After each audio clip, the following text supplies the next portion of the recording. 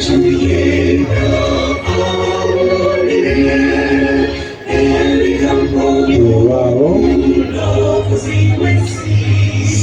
Jude Sub-Parish, Okiso.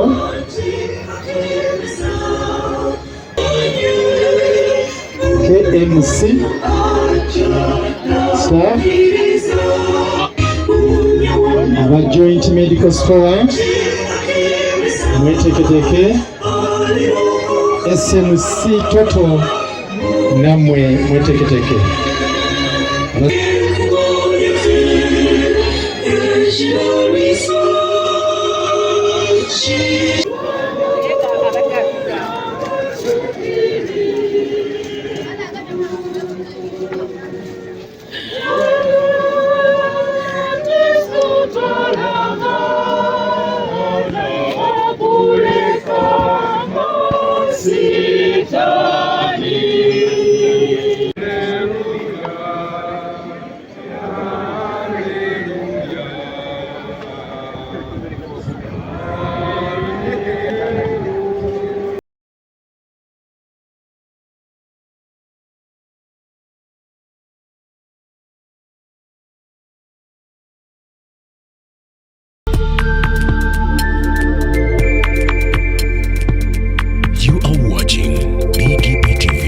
Father's heart.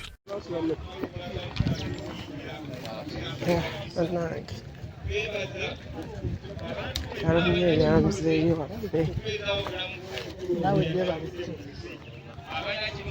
Abantu mwenna abazuutuzeekirako bannange Mukama abawonnye omukisa mwebalire ddala mujjangu okwo.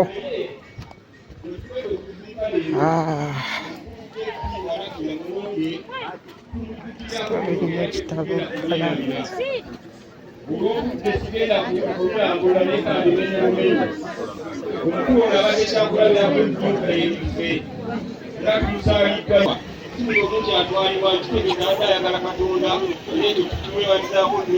ono nno mukungu wa Kabaka, mukungu wa Kabaka abadde ayagala nnyo mu bwakabaka bwe n'ekikaaki abadde musajja mukulu mu sayidi eyo era tekikwewuunyisa nti abadde n'ezofiisi ez'enjawulo emmengo kale tumwebaza era tumulabiddeko kyamaanyi era ekyo kyekimu tutasobola kumwerabirako. Abadde ayagala nnyo ekirala okuyigiriza abaana. Abantu mwenna abava abazze okutuziikirako bannaye mwebale nnyo, mwebalire ddala. Tuli eno Kagamzeeyo Gobero, abantu bakyeyongerera ddala okujjira ddala MUWONGE ku 10. Abakakyala mutafaayo balina 8 ku 10. Nateekawo emitwalo gyange 2 na katingirina okumanya abasajja tebafaayo. Nasula ku kitanda emyaka 5 tanula nga baze mu kitanda mwasula. Emyaka 2 egiyise ng'oli musajja nga walinzako mu kitanda ng'osula golola omukono. Daba obutafaayo. Emyaka giggwako n'etaano omusajja wa Katonda olumala okukuta akatogo n'ekikomando nga ye kiraga obutafaayo. Ekyo nkimaze. Olumu abaana b'omugenzi babadde boogera ku lumu, mugenze nabo mamba namwandu nkwebaza. Olumu bw'oyogeddeko nyumirwa sipiiki yo naye baana mmwe temwerabiranga kubanga omuntu gwakoze muki munene nnyo. N'ekyo bannange mwebalire ddala. Gw'atalina bumu wammwe ddayo obeere bumu n'okutandika kati. Ne Kabaka yaweega emboma Oluganda buki naye ate amakadi muli bumu. Awo nvuddewo. Musajja wa Kabaka yogedde Kurama oba atuddewa? Yogedde Kurama musajja wa Kabaka alina waatudde. Neebaza nnyo nnyo nnyo ne MC wakikoonyeeko okulama si kive naye bino byensanze nga kaliira. mutereka ebiraamo n'ebiba omutaka abaganda muterekeko ekiraamo kimu ku kanisa okutwala omuzikire okutwala kereziya ekiraki bw'oba mmemba waayo nga bakumanyi. Tusanze ekizibu abaana ne mugaana ekiraamo ng'omusika gwe balonze temumwagala. Njagala muwulize olwaleero tolina buyinza kugaana musika. Omusika wa kitaawo siwo. Weronda owaligira ki? Ekyo muliko mwabatuse ekyo ffe mugulu tukikkiriza. Omumalega balonze tajja kutusikira basikira balamu. Oyo musika wa kitaawo weronda owuwo tumuseeko ng'oba okyatulwa tuyinza okumusako ng'okyali mulamu. Abalamu tuuse n'okukunda ekirama omwana gwe yaffe mu kiramu si muganda waffe. Waliyo ekitaawo ng'atambulatambulamu n'odda ku bbali. Lwaki obikula kitaawo olwereere? Oyo mwana oyo tolaba n'ebinso si wawano uweyaweyayo. Bw'aba yamussa mu kiraamo kigumire wezaala ababo abateliko oli muveeko.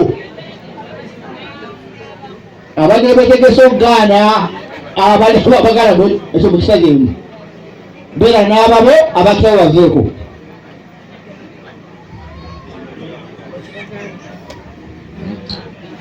Abalala mutugamba nti ekika kirironda omusika eyo layinire ndo ogisazeemu gwe emisege gyetukomye okulonda b'omusika ogirekerani abaana abawala n'ebigaba ogirekerani emisege gyolekeronda mugumu.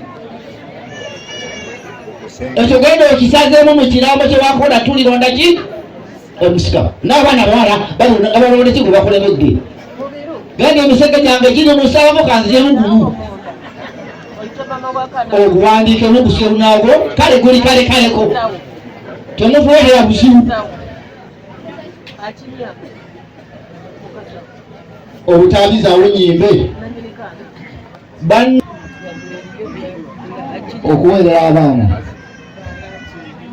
bannange bassebo ne bannyabo mbakubira omulanga ogutakungula bwatwe bagamba naye emiranga giri emeka ogukungula batema muteme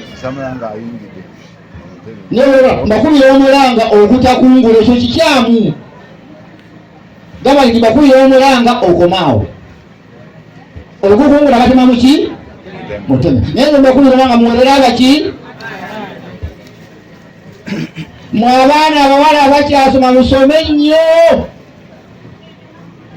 nawe akyalina okuddayo ki olw'ensonga zino bbiri oba balina bakyasoma. Nze ntambudde Uganda yonna mu buli kanyombero disitulikiti yagabo wesituuse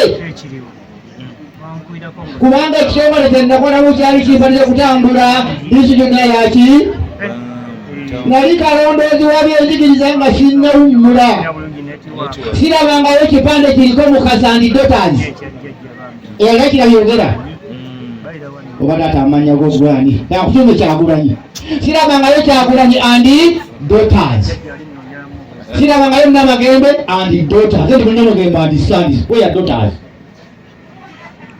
eyali akirabye siringi 5 ze nina mu nsawo ekipande ekiriko nti mukasa and daughters wewe mkono imila tunawe uludda wa mama katumbi kyawo ndagirira kamwomuzikalo kubanga nange ndi unamijana nja kukinoonya ondekera mobile money yakusyako 5 byo kati ndamazike gokka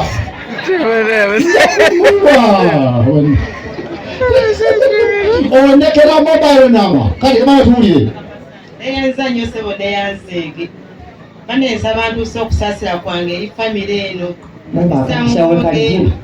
bisamwonge abadde byonna byamwogeddeko bituufu kitalo nnyo kitalo ddala sebo nange nakirabako ewaffe Mutiyana ng'omwami fena yatwewunyisa natyako nti Miseebe and daughters. Miseebe hardware Miseebe bizigo bizigo kulyolonyera mu paaka kali nja kumunonyako olekere naye omusolo gwamulemeza edduka naali gwe butakyakiraba mbadde mbiwandika wambe tubyagaana naye ompa ebitano okusimonja kuleka ebitano naye alalabye abazimbi awali azimba enyimalayeko galozikuota mukono yange enyumba kuliko galozikuota nawe nkuwakido ababeera mu nyumba main house bali luddawa kati bo bali luddawa bali luddawa olwekyo baana mawala mugire eki mu bizinesi zaffe omuntu omwe yavuddeyo ate nekipande bakijjawo kale sebo omukulu taata ononsonyiwa esebo naye muteekateeka esebo faaza amaze okutuuka nansanyusa okumulaba ate twagambye bwatuuka tugenda butereevu kituufu faaza nsanyusa okumulaba.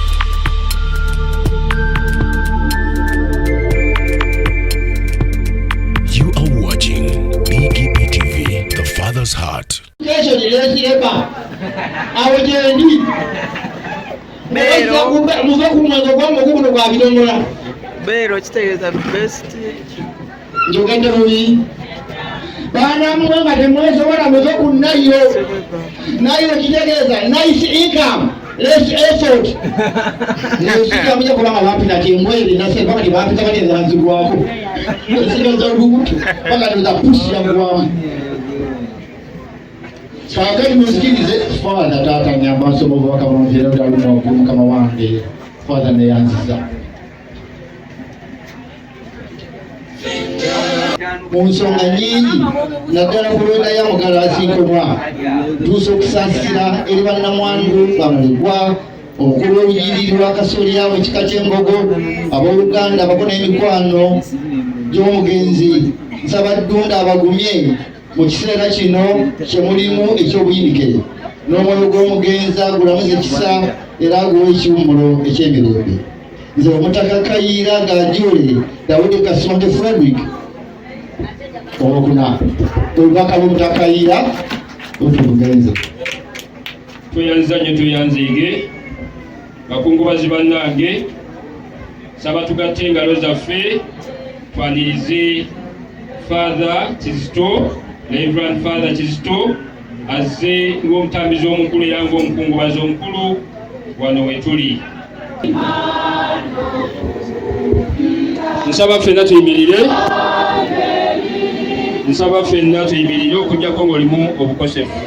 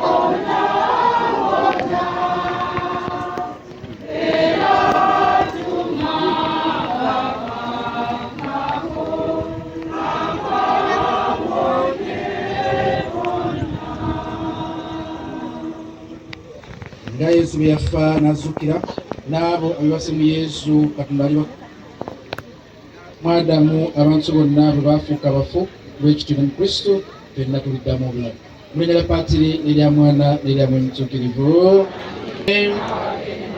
Basawo ne bannyabo mukadde ke tulimu akazibuzibu mbaaniriza mu kitabo era bikisinga kituyinza okuwa mukwano gwaffe yeebasaawo nga tubaza Omukama eyamutuwa ate n'atuyamba n'abeera wa nsonga eri ffenna ne tuvaayo gye tuvudde yonna nga tuzze okumusiima. Nsaba Omukama essaala yaffe agiwandika eddusu mukwano gwaffe bitagenze bulungi amusasire amutuusise mangu mu batuukirivu be naffe tujjukire nti kyalo olwaleero ekya kitugenda okuba ffenna tukuye mu kifuba tukisobeko Mukama tumwetondere weesaala gy'anasiima lwa munnaffe oyo era nga tusabira n'abooluganda Mukama bagumye era bakumekume. Nnyolonye nnyo mu kuloosa, mu kwogera, mu kukola ne mutambula.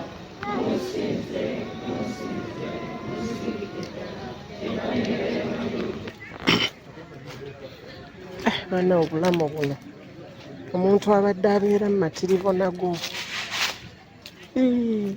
Katonda wange okufa kwajja lwakuba twaseseetuka. In the beginning tewaaliwo kufa, naye Katonda yateekawo obulamu n'okufa. N'agamba nno twandironzeewo obulamu, naye omuntu yeeronderawo okufa bwe yava ku nteekateeka ya Katonda. Amiina. Bwe yava ku nteekateeka ya Katonda ebintu ne bikyuka, okufa ne kutandika okujja. Kati omuntu abeerawo emyaka Katonda gy'aba ateeseteese, then n'akyusibwa n'ava mu bulamu buno bwe tumanyidde ffe bwe tumanyi, naye ate waliyo obulamu obusukka buno bwe tulabako.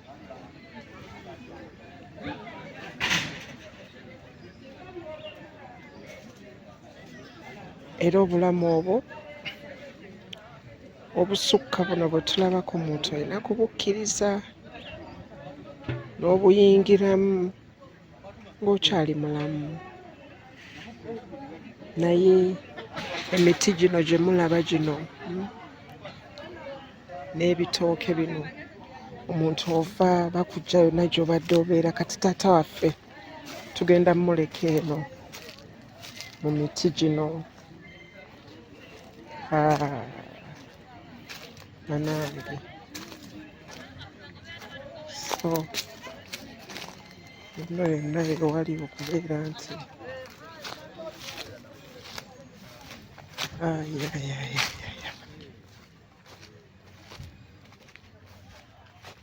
byonna babinuunamu naawe.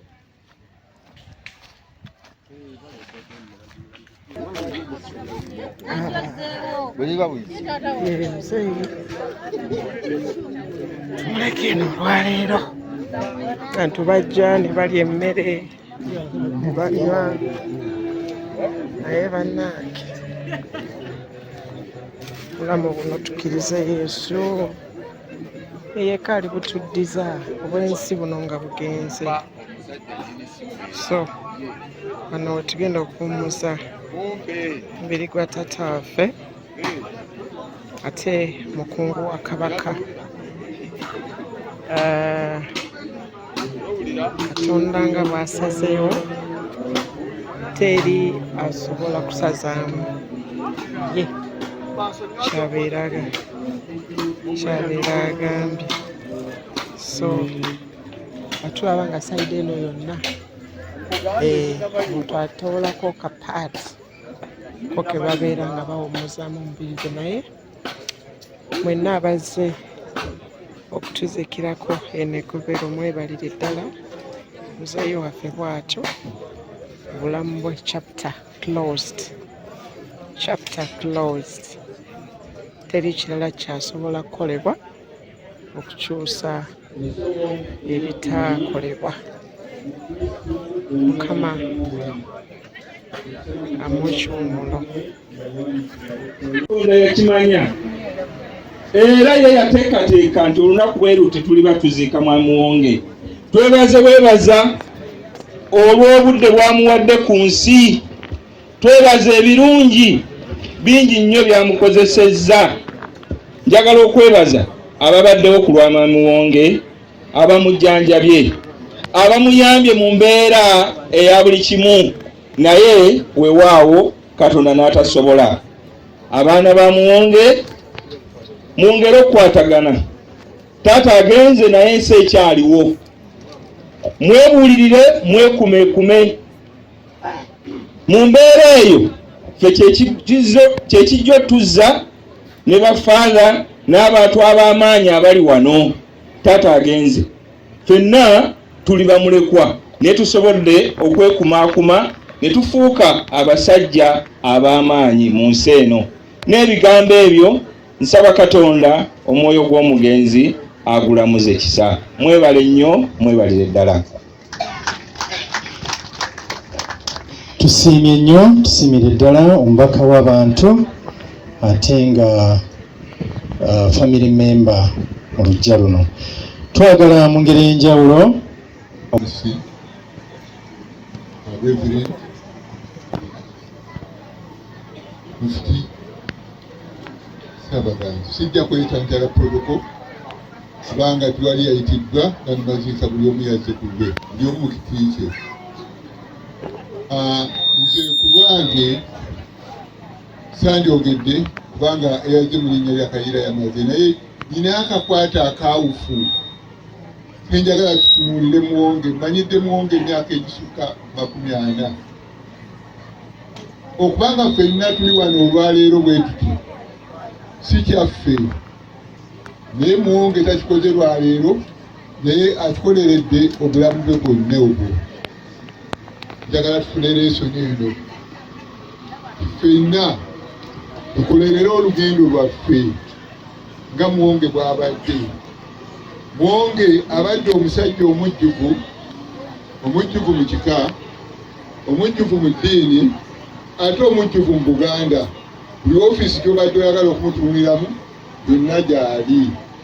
Abadde omuntu ate omugumu omunywevu okukamala.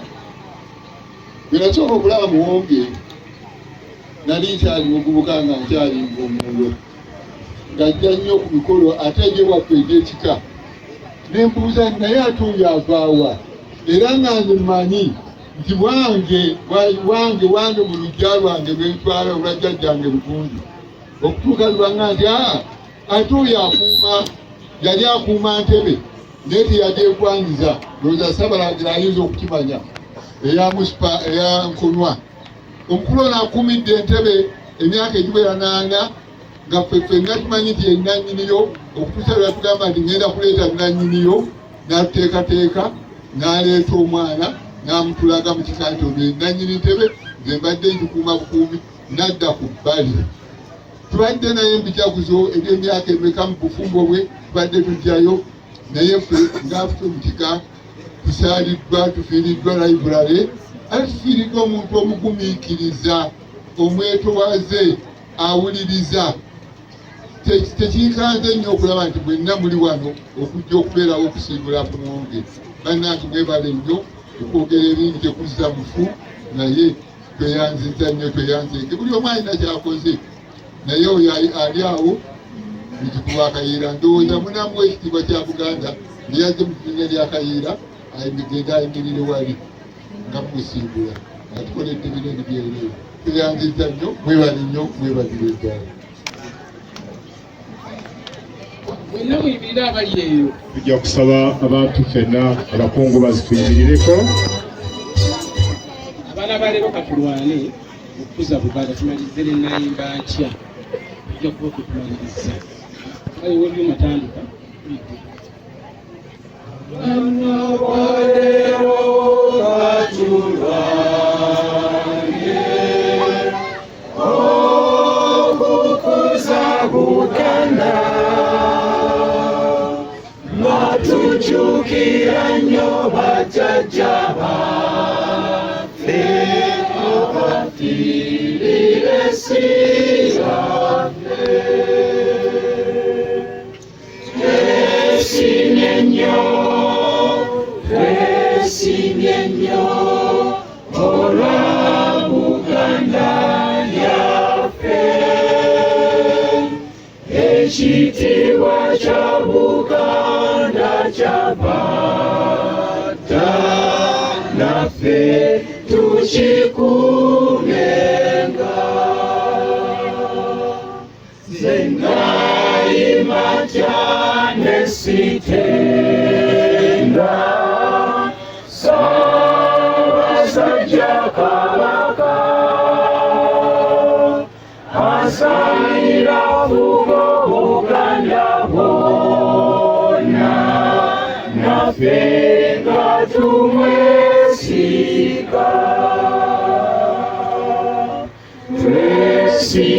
nnyo twesimye nnyo olwa Uganda yaffe ekitiibwa kya Buganda kyavaata naffe tukikuumenga. Gutusinze nnyo ayibeeni, gutusingidde ddala, twakumye bubi. Mwebale nnyo, mwebale ddala. Mu church ate n'abakulu b'ekika abali wano, mubaka mukwano gwange Godfrey Sars, mukama wange nesibye okusinkana. Erinnya n'eddoboozi muzzukulu wa Malanga Sese, naye nyimiriddwa n'okungubagira wamu nammwe ku lwa mukwano gwange Muwonge. Muwonge abadde kitange mu kujja kwange mu Busiro. Kyankutteko nnyo nti mbaddeko wala naye nfunvubidde n'entuuka. Bwe nali ndeeta essomero mu Busiro North, yali mpagiruwaga empandako eddusu, nampaga heedi nga tusinkana e Namuŋŋoona, naŋŋamba w'otadde essomero kifo kituufu. N'obulamu ne bubadde nga bugenda bugonda, gagamba mutabani jangu nambuleke e Namuŋŋoona gye ndi, naye obulamu bwongera kugonda. Meseji yange yakungubagira mukwano gwange, na meseji okugisha yalinga eri buli omu azze okumuwerekera.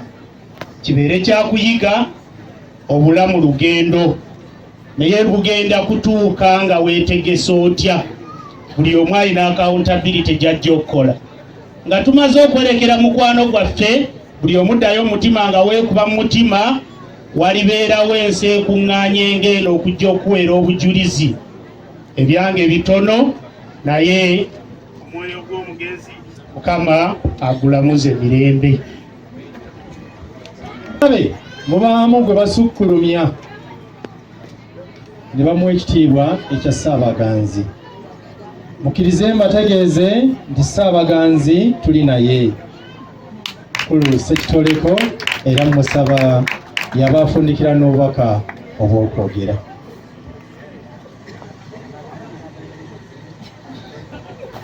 Neyanze Ssebo Kristo bakadde baffe mu Katonda, Reverend Fathers, abakadde baffe mu Church of Uganda, abakungubazi mwenna, Bashek bali wano, maama Namwandu, ate n'abaana bannange kitalo nnyo, bakungubazi bannange kitalo ddala. Ssebo neyanze okumpa omukisa guno, naye kampise nange obubaka bwange kusooka byonna banyanjudde bulungi, naye okufiira kuno tukoze obulala kubanga nze nantisadde sinza kufuna mukisa guno okwogera wano kubanga ate ndi muku, naye olw'ekitiibwa ekyo bayogedde bwe mba njogerera. Ffe mu Bwakabaka bwa Buganda bwe tufiirwa omukulu ng'ono, jjajjange akikiridde abakulu abavudde ab'embogo, abyogedde bulungi era bannange kitalo nnyo, kitalo ddala.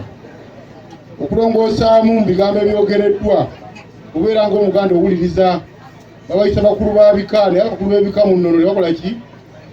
Tebaziika. Kale tutegeezwa eyo bitayinza kutereeza abalala balabe kumanya nti nno bejjajja Kayira waali. Bano bakulembeze mu bitongole baba bamutuwa abanyiriri obukulu bwe bajjiddemu, naye bwe butyo bitambudde badde kuyigirizamu katono ako. Ssebo bakadde bange, nange namanya mukadde waffe ebbanga ddene, era ffe ng'abago bukyatujjala emyaka giri 3 miramba, munange njogeredde mu linnya lya mukulu wange ali wano, twaze bangi okuva embalwa, naye mukadde waffe twase ndiwulira ate nze bwe njogerako kubanga ate era bwe tuzze bwe mperekeddeko okujja okwerekera wano mukadde waffe. N'abalala bangi abavudde ab'enkima, ate mu ndowooze mu ngeri emu yennyini eyo nenjogera nga Katikkiro w'ekika ky'Enkima asooka. Kale nno bannange ab'ebika bonna bali wano tufiiriddwa nnyo omukulembeze abadde ayagala nnyo ennono yaffe, ayagala nnyo Obwakabaka, Tarono abadde awerekera ng'aziika. Tekyewuunyisa abantu bonna nga muzze wano okufaanana bwe muti ng'emufaanana, kuba buli mukolo gwonna ogubaddewo abadde abeerawo.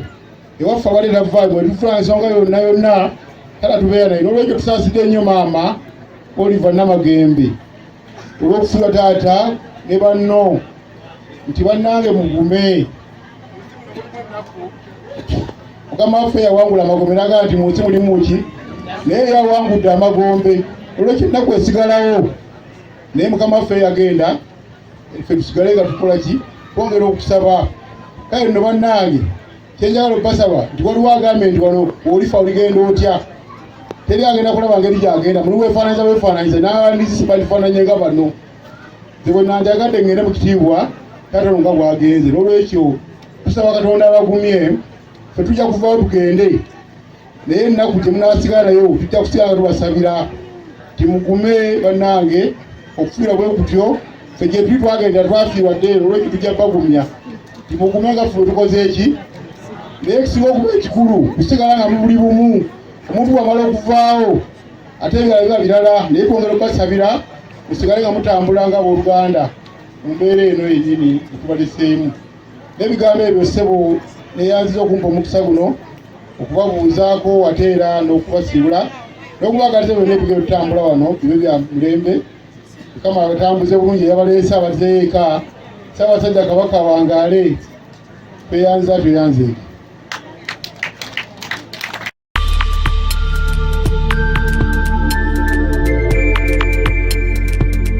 You are watching BGPtv, the Father's Heart. Sebo gye tugenda okuwulira bye byafaayo by'omugenzi gwe tugenda okuziika olwaleero luno.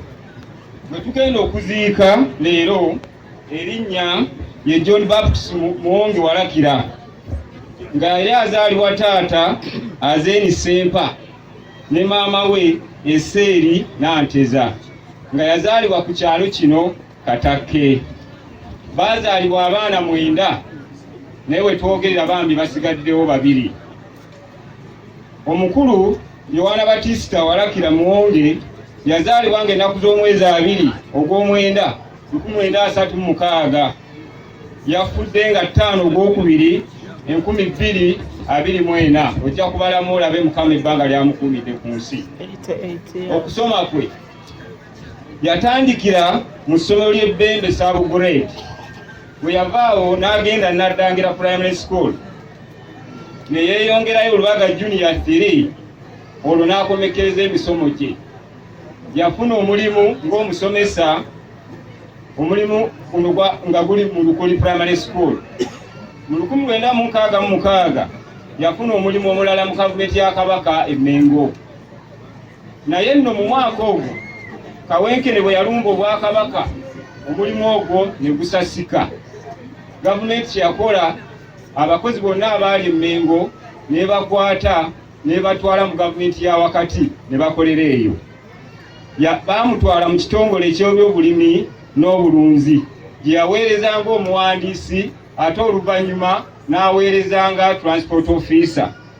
Wano yakola omulimu ne yeekansa, era abadde akuyumiza nti nga bakamaabe bonna wammaggwe baasanyukanga ne bakamala bukamazi. Baamwagala nnyo n'abeererayo ddala okutuusa lwe yawummula emirimu gya gavumenti. Eno gye yawummulira era abadde pensiona. Wafiiridde abadde mukozi mu kitongole kya Kabaka eky'ebyenjigiriza e Mengo, era ng'agaba bursaries, ayambye nnyo abaana bangi okufuna obuyambi mu gavumenti ya Kabaka. Jjukira twamwogeddeko nti yali ayagala nnyo ebyokuyigiriza, ebyokusomesa abaana. N'olw'ensonga abadde afiirawo nnyo okulaba ng'afeffe ettawuli wamu okunoonya abaana abatalina buyambi ne bafuna obuyambi mu gavumenti ya Ssaabasajja. Era ne Wakayiira Jjajja Owakasoli ow'Embogo Emugulu abaddeyo ne ofiisi. Obulwadde obumusse, yafuna okusannyala kw'obwongo stroke ku Lwomukaaga n'addusibwa mu ddwaliro. Abajjanjabi obujjanjabi bwonna yabufuna era ne bukolebwa, naye Katonda n'asalawo bw'atyo. Manyi ye bw'asalawo teyeenenya. Ku bbalaza essaawa ez'olwegguloggulo Omukama n'amutwala. Wano njagala okutwala omukisa guno okwebaza nnyo nga mpita mu baganda ba Reverend Father Timothy Matovu owa Jinja Kaloli Parish, namukubira mangu essimu n'adduka n'agenda n'amusiiga. Yagenza amusiize baseba Saaseredoti nsaba obakubo mba mulabye ku muganda wammwe munaabututuusiza nti twasiimira ddala. Enziika Looti aziikiddwa mu Kinaana, Embugo 19, Sanduuke emu nga bulijjo. Ebyolumbe ono abadde musajja muganda ddala. Tujja kuyita mu mitendera emituufu era tujja kubategeeza.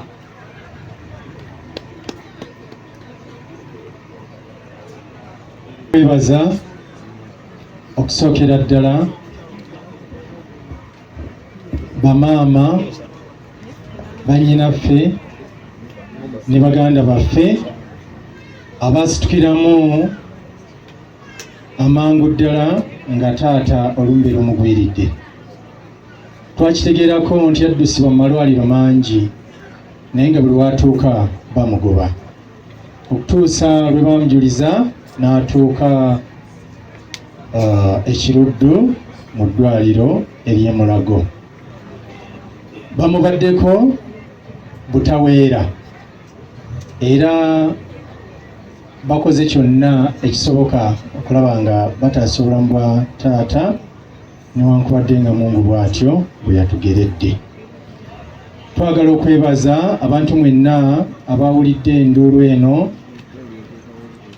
ne mudduukirira abasuze ewakiso mu mpewo eyo, ababaddeyo mu church St. Jude nga tusabira omwoyo gwa taata, abazze ne musula wano kiro kyakeseza olwaleero, ate na mwenna abatindiza eŋŋendo okuva ebule n'ebweya ne mujja ne mubeerawo ng'abajulizi nga tuwerekera taata.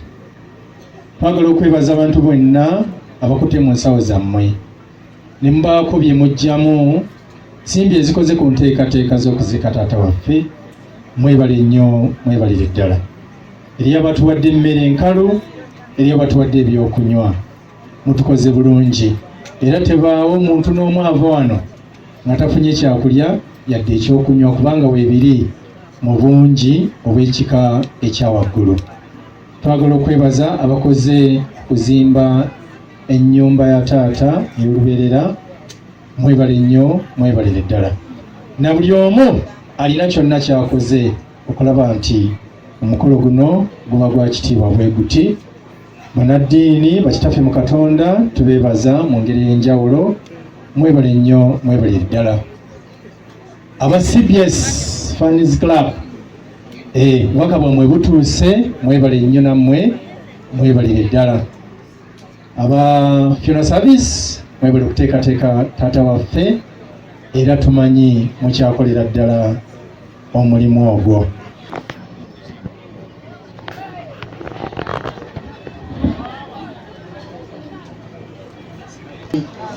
Ekiseera kyonna bannange mbeebaziza nnyo, mu nsonyi nayogedde dda ne neebaza abala, naye bannange bakama bange bannaddiini bano babadde tebannajja mu nsonyi, nsaba mbaddemu mbeebaze. Bafaaza bannange mwebale kunjagala, mwebalire ddala. Sessaababulidde bafaaza bano era munneekwata emikisa mingi nakafunda emyaka 58. Omwana faaza ono mutabani wange era mumwekwate mubuulirizi bulungi. Omwana omufaaza naye mutabani wange oyo ye Posiyano Kamuga ndi sengaawe. Ambalage ekimuli embooko ya Yesu.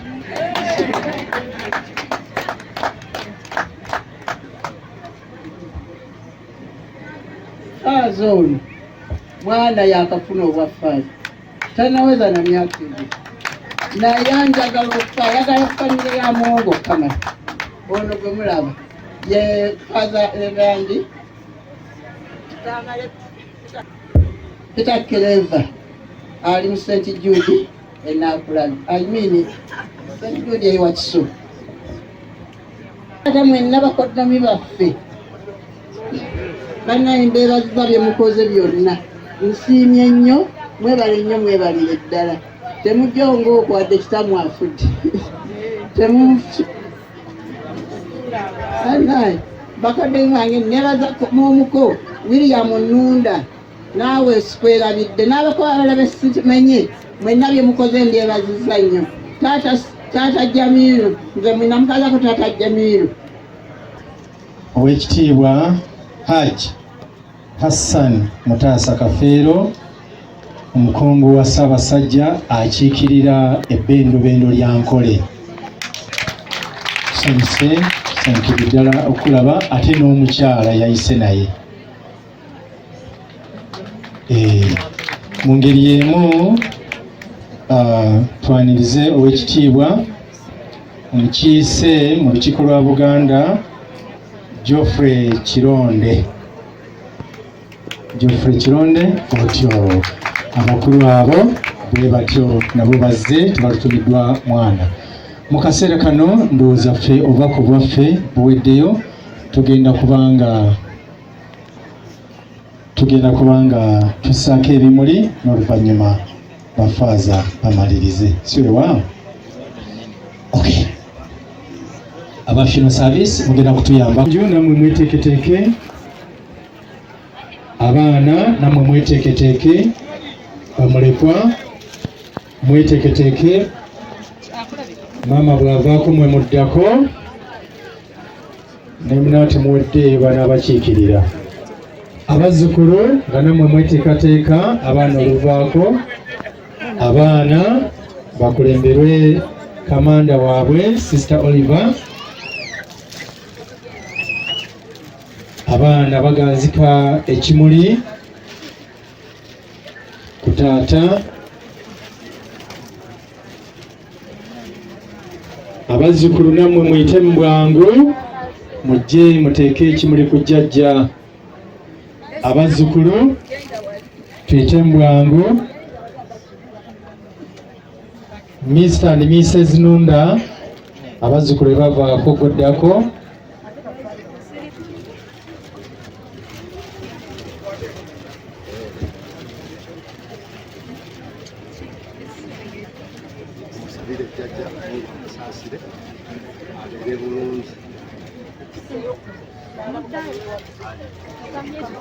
tweyanze nnyo tweyanzeege family of Posian Kamoga father y'omu ku ba family ya Mr. and Mrs. Nunda Kamoga Posian Kamoga yes anti guwa wabali father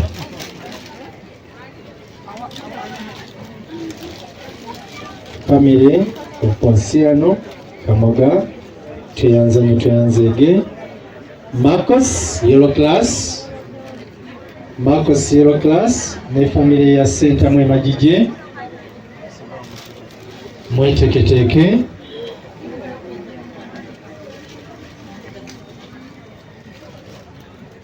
Marcos Yellow Class tweyanza nnyo tweyanzeege ab'emajije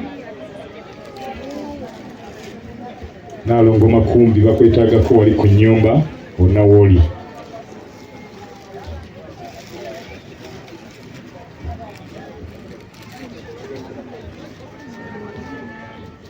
Mu ngeri emu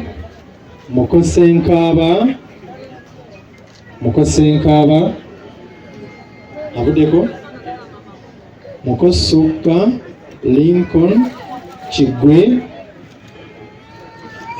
Mukosuka Blessed Family Club aba Blessed Family Club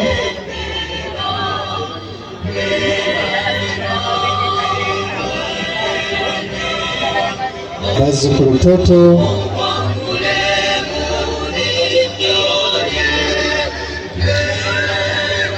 bazzukulu beebo abatoto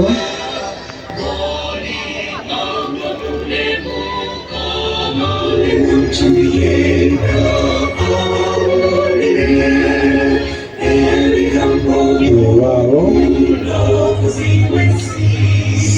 Jude Sub-Parish, Wakiso.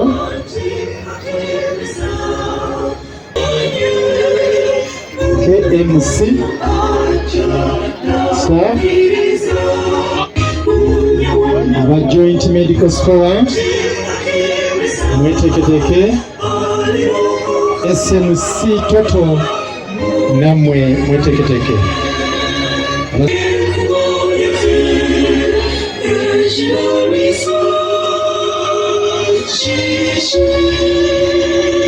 tuyanze mu ngeri emu n'aba Joint Medical Store. Joint Medical Store batuuse.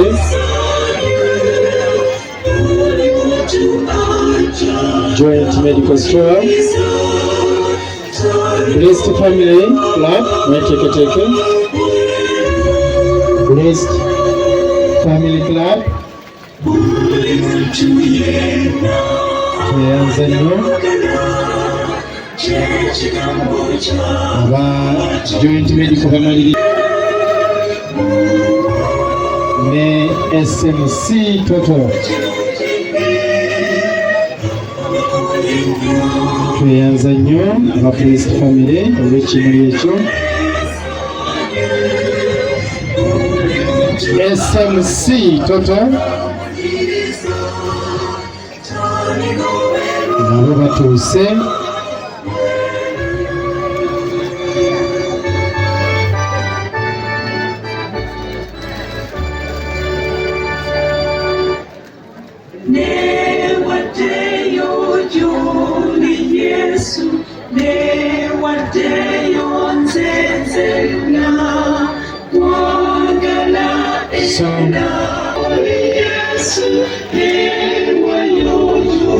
Ndowooza ne ba Reverend bagireko.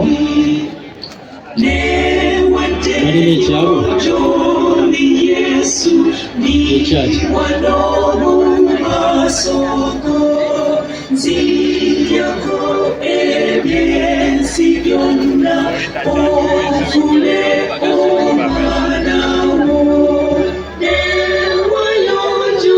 kati n'Abanglican Church nabo bajje bali basigaddeyo.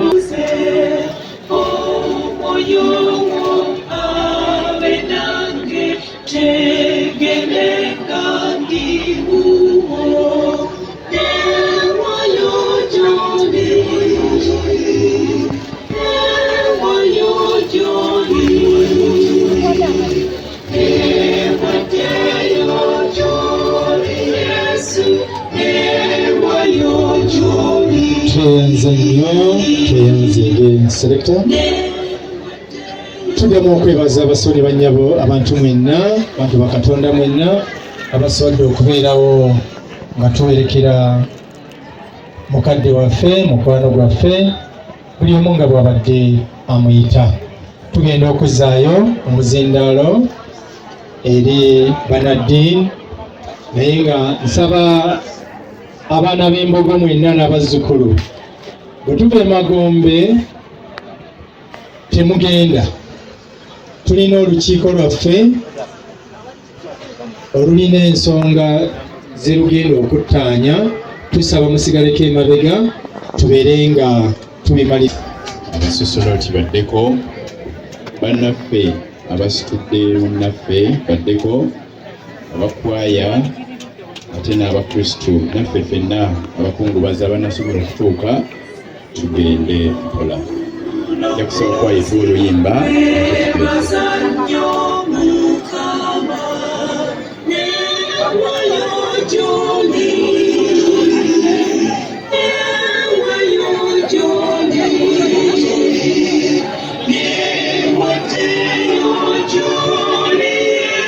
BG kweka muziro webalenye.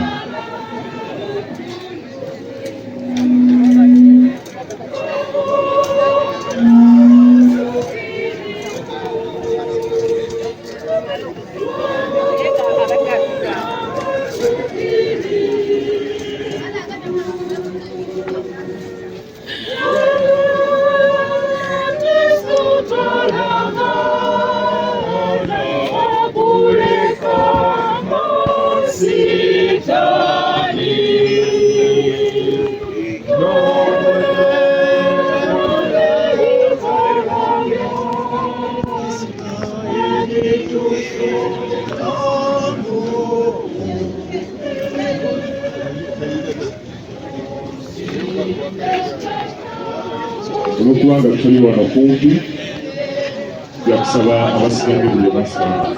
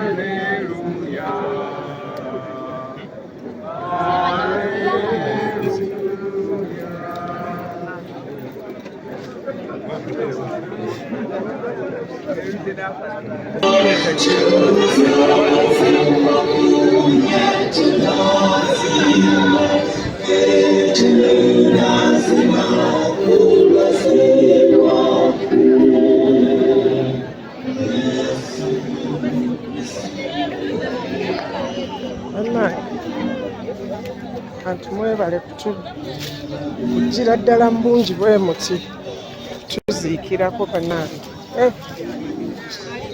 Mukama abawe nnyo omukisa.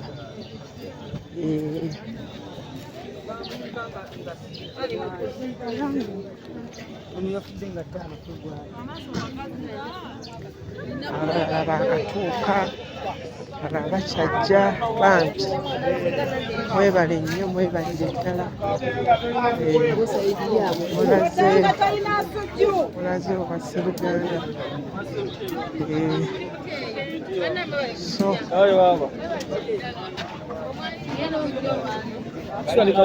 abantu bo bangi ddala ddala ddala olaba erimba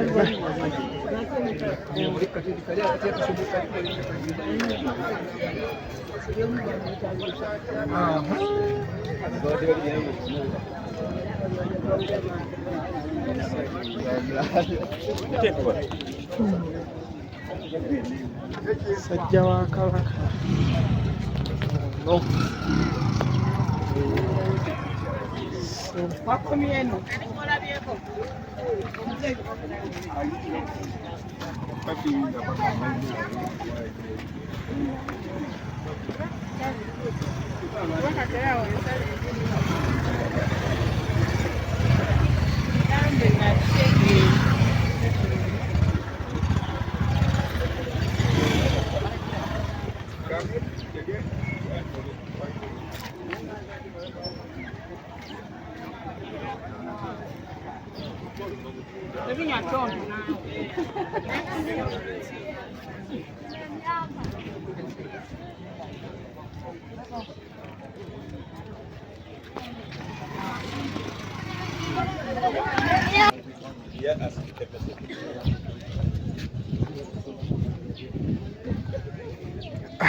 bannange nzeeyo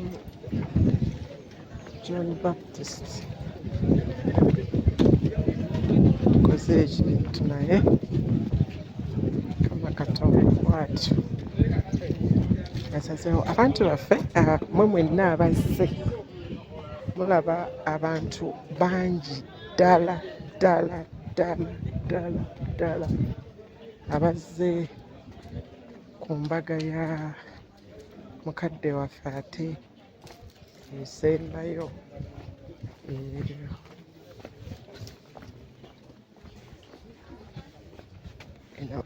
eno gye tuli Gobero, bayitayo Gobero, bayitayo Gobero. So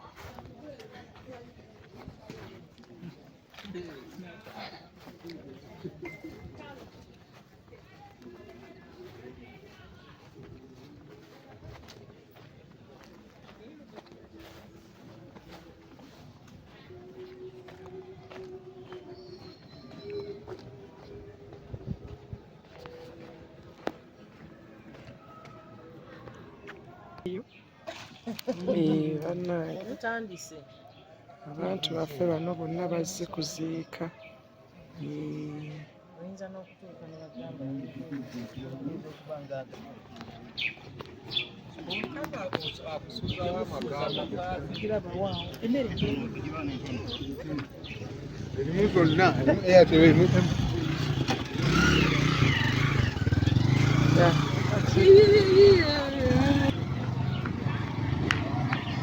kati ate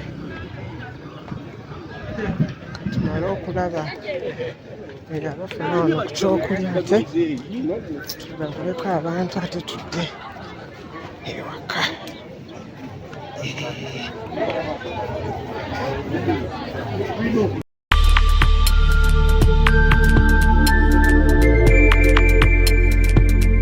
You are watching BGPtv, the Father's Heart.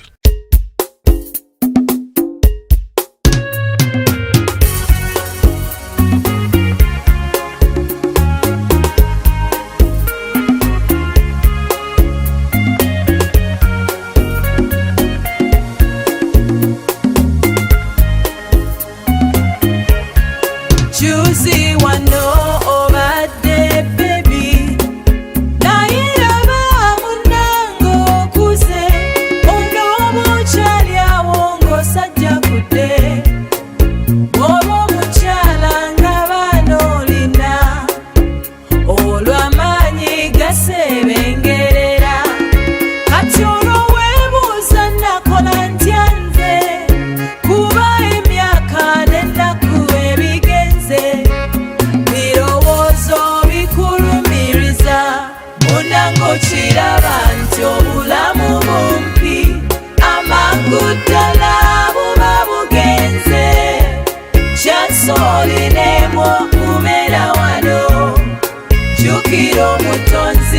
ng'okyali mulamu.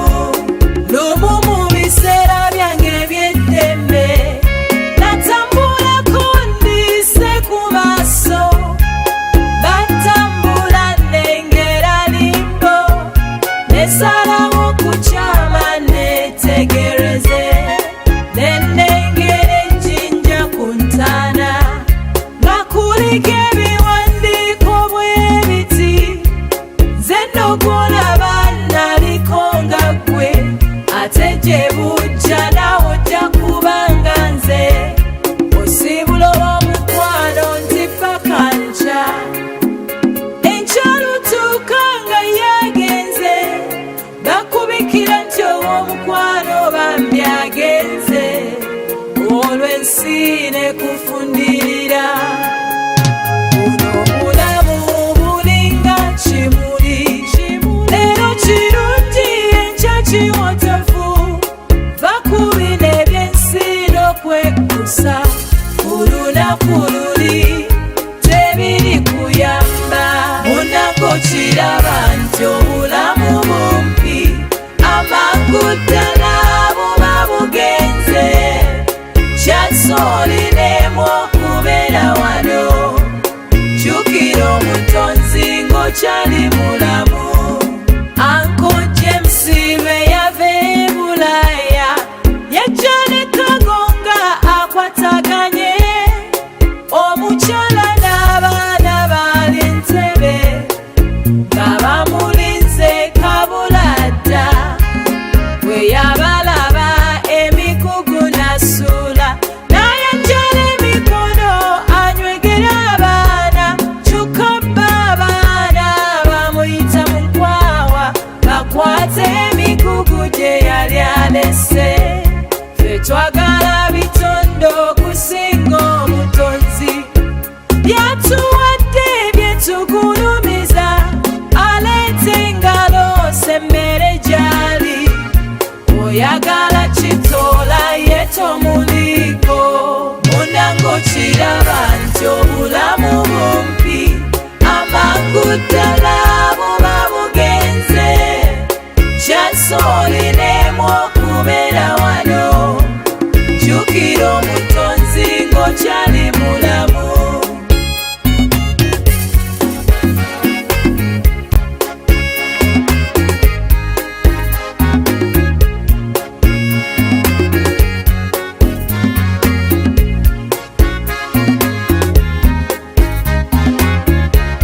Munango kiraba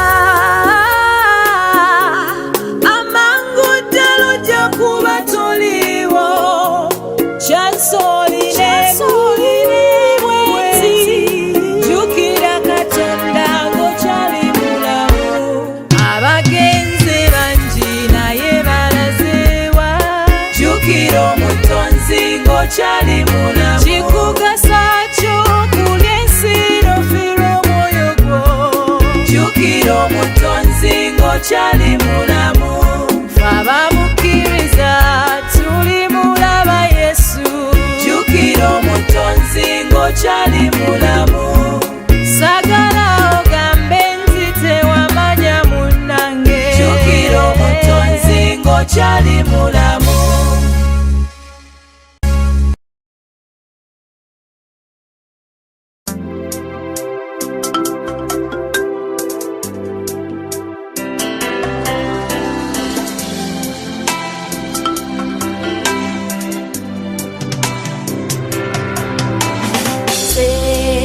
Sentesa nti leero kkiriza, waliwo lw'oliba nga tokyasobola,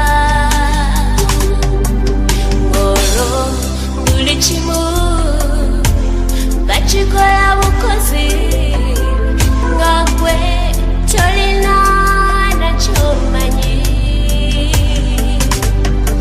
Wandibadde omugezi n'okkiriza obulokozi, nga ne Yesu akyali ku ntebe y'ekisa.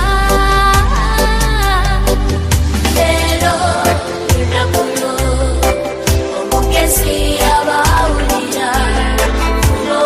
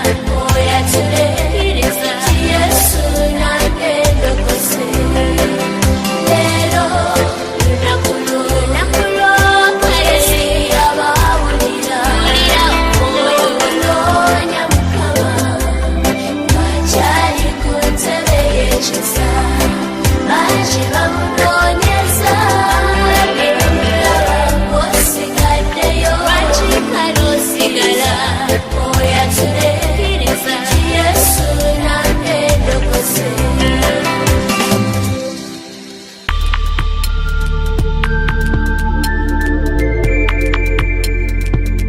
You are watching BGPtv, the Father's Heart. Tekulina buyini kw'omukisa gwa Mukama gwampadde nkimanyi. Obadde okimanyi nti osobola ofuna event planner and manager okuteekerateekera omukolo gwo gwonna kati osobola okumufuna nga mulokole obutafuna stress yonna. BGPevents be bantu abatuufu oyagala kekisi ebifaananyi ebirungi ne vidiyo motoka z'abagole mu bika eby'enjawulo jangu tukuyambe tukola decoration ali ku mulembe tulina bridal gowns ne changing wear obutebe tentsi abafumbi abalungi saako PA system ekyuma ekisunsula obulungi ate nga tukulira ne bajeti y'omukolo gwo ejja mu nsawo yo saakuba ashers baffe abali smart abataswaza mukolo gwo n'abogezi b'emikolo abalungi bakatumwa ate nga tusobola n'okukufunira reception y'omukolo gwo katoyagala suuti makanzu agatwalibwa ku buko oba gomesi tubikufunira ku bisale ebirungi BGPevents bwetegeka omukolo tukuletera n'abayimbi abasanyusa abagenyi bo saako okukola selection y'ennyimba ezigendera ku mukolo gwo. Esimu 07758683 oba tusange Facebook page yaffe oba Twitter, YouTube ne Instagram. Blessed Charles, Blessed Gospel Promotions, BGPevents. Twewaayo for excellence, flexibility, time, integrity and hard working.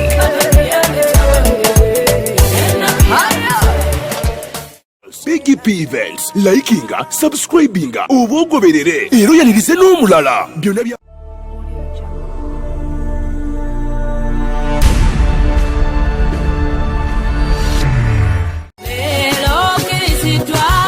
obadde weebuuza omuntu asobola okukwasaganya omukolo gwo ne gunyuma nga tofunye na stress. BGPevents be bantu abatuufu bategesa emikolo mingi ate nga tebasosola omuli embaga okwanjula obubaga obutonotono obw'enjawulo. Blessed Gospel Promotions and Events era ebategeka ebivvulu crusades, conferences, zisemina ate nga bapromotinga n'abayimbira ennyimba eza gospel yekka. Balina ba ushers abalungi abalokole abataswaza mukolo gwo bakolera selection y'ennyimba z'oyagala eza gospel gwazagala ku DVD oba ku ka flash oyagala nnyimba za mikolo za Christmas oba za kabagako zonna bazikuselektingira batuukirire gwayagala audio oba video production, music direction, okuwandiika ennyimba oyagala sindika message nnyingi bakola graphics ne designing. Balina ne ba service providers abeesigwa beweetaga ku mukolo gwo. Blessed Gospel Promotions and Events bw'obawa omukolo gwo tewejjusa gwabaagala bakubire ku ssimu noti 7758681 obagenda ku Facebook page yabwe Blessed Charles, Blessed Gospel Promotions, BGPevents, excellence, integrity, time and hard working.